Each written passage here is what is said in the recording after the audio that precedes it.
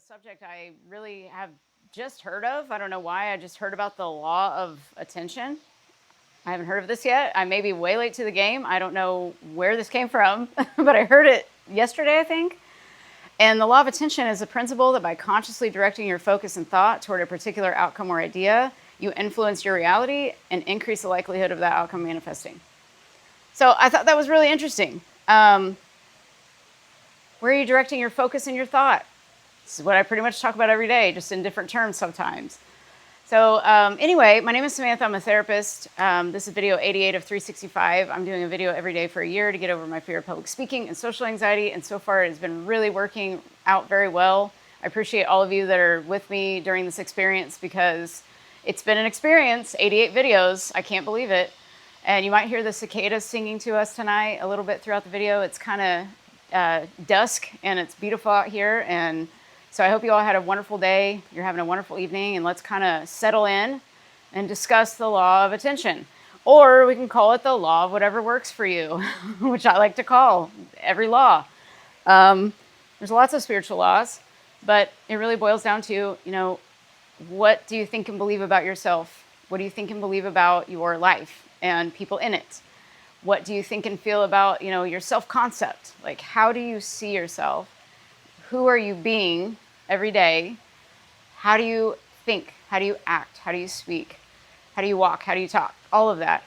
I like to talk to clients and really about self-concept a lot of the time and self-talk. Self-talk is really big. I have people start with self-talk and are you speaking negatively or positively to yourself dominantly? And what thoughts do you dominantly have about yourself? Because those are the thoughts that are going to push out into your reality. And so you're going to consciously see yourself in the mirror as you think of yourself. We manifest what we are. So we don't manifest what we want. We manifest what we are. So who are you being?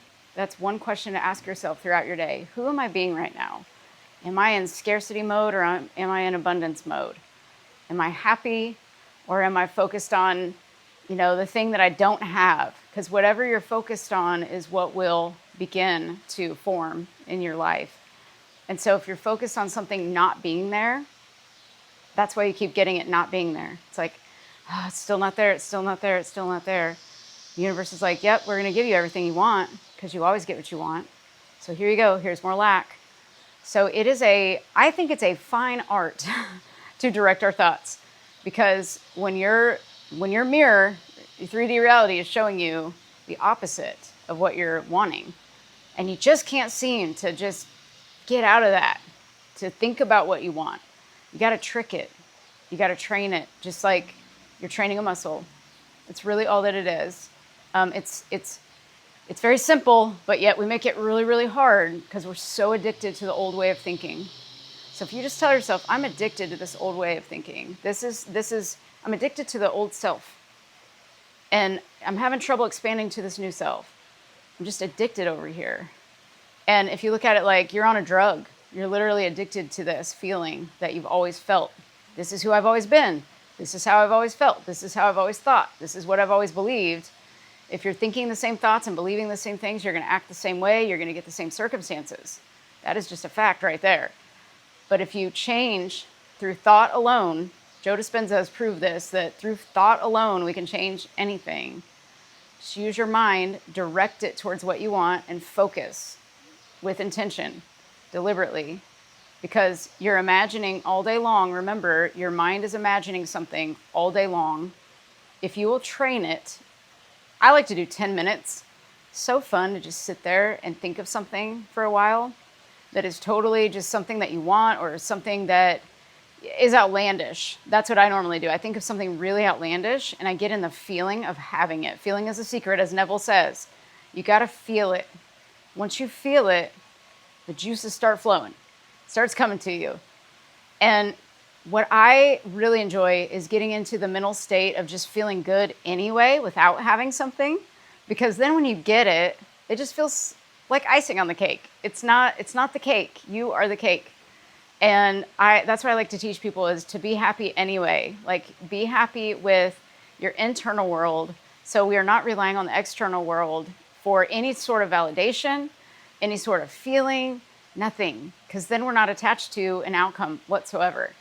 And that's whenever things start to come effortlessly to you, is when you are not so attached to an outcome.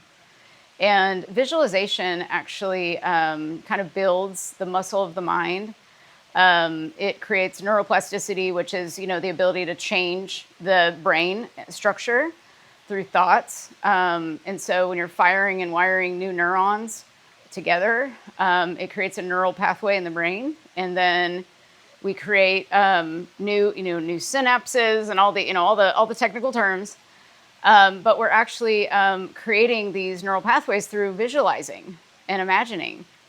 And so that way the old neural pathways aren't even active anymore, and they'll cease to exist after a while when you replace them with the new pathways. So with practice, you can train your mind to think anything you want it to think. It just has to be trained to believe you're in the reality that you're wanting right now, even though you're not there. So it's teaching your body and teaching your mind how it would feel to be in the future reality that you're wanting. And so to do that, it's just step by step. I like to get really aware of what you're thinking. That way you know dominantly, okay, this is the thought that I normally think. This is the belief I have about myself. I like to start with self, because there's no one to change but self. Because once you change the self, then everything else starts to shift around you effortlessly. You never want to try to change a person or an event or anything outside of yourself, because it's just futile effort, really. You want to just go inside first, and then you watch what happens, like a movie. Things will unfold. Everything is happening for a reason. Everything is orchestrated. Everything is happening for your benefit. Always say, everything in front of me is happening for my benefit.